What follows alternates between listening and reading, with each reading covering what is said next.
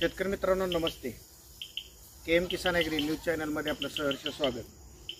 शेतकरी मित्रांनो, आपण मागल्या व्हिडिओमध्ये पाहिलं की आपल्या प्लॉटमध्ये कॉम्बीची फवारणी केलेली होती, कीटकनाशकची फवारणी केली प्रोक्लेमची, आणि त्या प्रोपेक्स सुपरची आणि त्याच्यामध्ये आपल्याला थोडंसं ह्या बाजूला आळी आलेली होती. आणि त्याच्यानंतरची जी आपण फवारणी केली त्या फवारणीमध्ये थोडीशी कीड कंट्रोल झाली आणि कीटकनाशक आपल्याला घ्यायचं होतं. आणि ते कीटकनाशक घेत असताना आपण चुकून काय केलं की ह्याच्यातलं बुरशीनाशक घेतलं. खरं तर कंपनीनं माझं आता डोसकं तापलं. कंपनीनं काय केलं, औषध चांगली आणि ह्यांना NC काय म्हणू बुरशीनाशक आणि कीटकनाशक एवढं लिहायला आणि लिहिलंय ते बी मला डोळ्यानं दिसणार. काय सांगू माऊली, मी प्राऊड नावाचं जे औषध आहे, मी प्राऊड, हे आता ही बाटली अर्धी आहे. म्हणजे हे आपण बुरशीनाशक म्हणून आपण ह्याच्यामध्ये स्प्रे केला आहे. म्हणजे ही बाटली अर्धी आहे म्हणजे हा स्प्रे केला आहे. आणि त्या साहेबांना विचारल्यानंतर आपल्याला बुरशीनाशक म्हणजे आपण कीटकनाशक म्हणून मारलं, पण ते होतं बुरशीनाशक. आणि त्या बुरशीनाशकमुळं आपली जी झाडं कुठं तरी त्याची ग्रोथ होत नव्हती, ती ग्रोथ चांगली झाली. आणि ह्याच्यामध्ये म्हणजे अतिशय सुंदर औषध असल्यामुळं टॉनिकसारखं पण काम करते.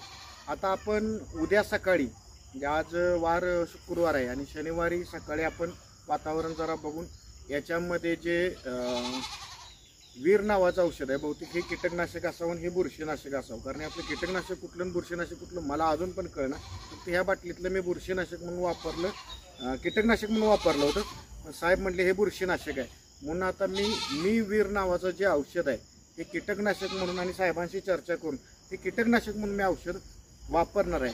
आता शेतकरी मित्रांनो, आपला स्टेज फ्लावरची जी स्टेज आहे त्याच्या बाबतीत सांगायचं म्हटलं तर फायनल स्टेज आहे. आणि ह्या स्टेजमध्ये आता चक्रच उभं व्हायला लागलेत. आता येणाऱ्या 10-12 दिवसामध्ये गड्ड पडायला चालू होणार आहे. हे पडदिशी एक उद्या औषध मारणार, 4 ते 5 दिवसाच्या गॅपनं लगेच दुसरं एक औषध घ्यायचं आणि पुन्हा हे एक औषध घ्यायचं. विषय खलास झाला.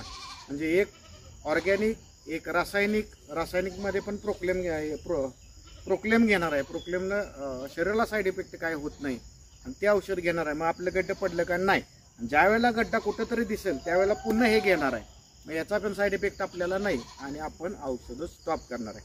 आता सांगायचं म्हटलं तर आज जवळजवळ 35-36वा दिवस आहे आणि आपण शेतामध्ये पाणी पाजलेलं नाही. खरं तर आता आलोय मी पाणी पाजायसाठी, पण ही पाणी पाजत असताना आपला व्हिडिओ करावा, याची माहिती द्यावं.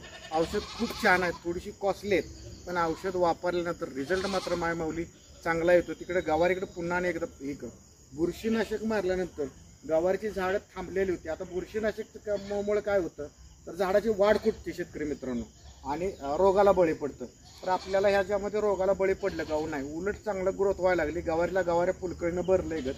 पुन्हा आपण गवाऱ्या पण जवळनं दाखवू. अजून तुम्ही तिकडे केलाच नाही का व्हिडिओ?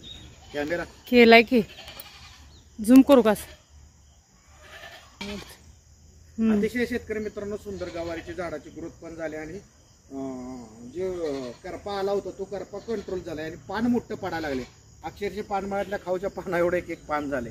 आता याच्यामध्ये शेतकरी मित्रांनो सांगायचं एक महत्त्वाचं आहे, ज्या शेतकऱ्यांचा फ्लावर आहे, संध्याकाळी 7-8च्या नंतर जर पाऊस पडला आणि पहाटे 3-4 वाजेपासून पडला, म्हणजे पाऊस पडल्यानंतर 4 तासात ऊन नाही पडलं तर मात्र आपल्याला घाण्या, करपा, बुरशी, दावण्या जे काय करप्यातले प्रकार असतील त्यामधला एखादा तरी रोग येतो. म्हणून सायंकाळी जर पाऊस पडला तर सकाळी एखादा अँटीबायोटिक म्हणजेच बुरशीनाशकचं औषध घेतलं पाहिजे. म्हणजे उदाहरणार्थ ब्लू कॉपर म्हणा, ब्लू कॉपर स्टेप्टोसायक्लिन, रोको, म्हणजे आपल्या माहितीनुसार. आता माझं जे शेड्यूल आहे त्या शेड्यूलमध्ये मी शक्यतो बदल करत नाही, पण ह्यामध्ये मला हे बुरशीनाशक मिळालं, ह्याचा मला रिझल्ट मिळाला. आता पुढच्या वेळेला पुन्हा काय पीक केलं तर हे एखादी 1-2 फवारण्या तर होईल, 100% मी घेणार शेतकरी. फक्त तुम्ही बाब प्रामुख्यानं महत्त्वाचे आहे की सायंकाळी पाऊस पडला, समजा जर तुमचा फ्लावर जर गड्ड पडायला लागलं आणि रात्रीचा पाऊस पडला, गड्ड पूर्ण सोडून जातात. म्हणून त्यावेळेला पाऊस पडल्यानंतर एखादं का होईना रात्रीचा पाऊस पडला आणि गड्ड जर पडायला चालू असेल, घाण्या रोग लय बेकार, सगळा प्लॉट जाईल, वास मारलं घाण, रोटर मारावं लागेल, एवढा बेकार आहे. देणार तेव्हा व्हिडिओ लय मोठा करत नाही, कारण जेवढा व्हिडिओ मोठा तेवढी बघायला पण मजा येत नाही आणि माहिती जी सांगायची आहे तेवढी मोजकी माहिती सांगितलं तर बरं वाटतं. व्हिडिओ कसा वाटला एक लाईक, एक शेअर, तुम्ही लोक राव शेअर करत नाही का? एवढी माहिती मी शेतकरी कृषी अधिकाऱ्यांना जायचं, भेटायचं, हे करायचं, लई लांबट लागते, लई करावं लागतं तेव्हा ती माहिती. आणि माहिती शेतकऱ्याला शक्यतो माझं असं स्पष्ट म्हणणं आहे देत नाही. आपण यूट्यूबच्या माध्यमातून माहिती देतोय माऊली. तुम्हाला घर बसल्या माहिती कळत्या.